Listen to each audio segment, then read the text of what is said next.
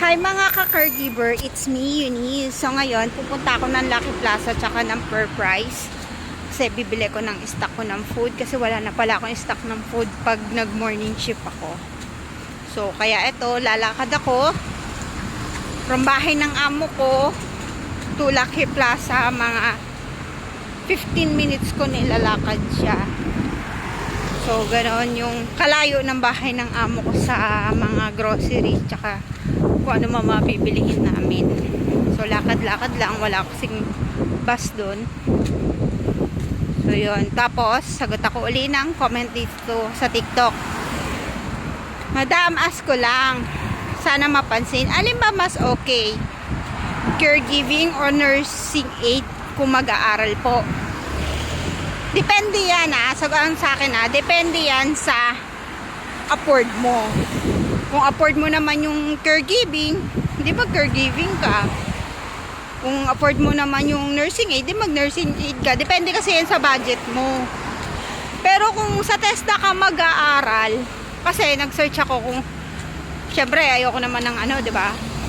Hindi ako nag-search bago ako mag-comment dito sa TikTok. Ang nursing aid, tsaka nursing assistant, pag kinuha mo pala siya sa TESDA is healthcare service. Yun siya. Nabasa ko lang sa internet Tapos kasi, napagtanto ko, noong nag-aaral ako sa Advent Caregiving School, dalawang certificate ang binigay sa amin.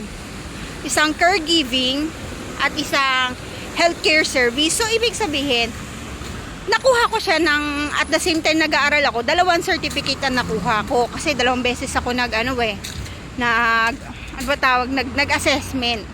So at the same time may nagkumukuha akong caregiving at ng healthcare service. Tanong nyo po sa mga school kung may ganun sila kasi sa Advent Caregiving sa Binyan, Laguna, ganun po sila, dalawang certificate yung nakuha ko. Pero nung that time yung kakilala ko nung nag-aral sila sa Advent, isa lang ang nakuha nilang certificate, caregiving lang. Pero kung mas in demand or mas popular ang caregiving kaysa sa nursing aid or nursing assistant, mag-caregiving ka.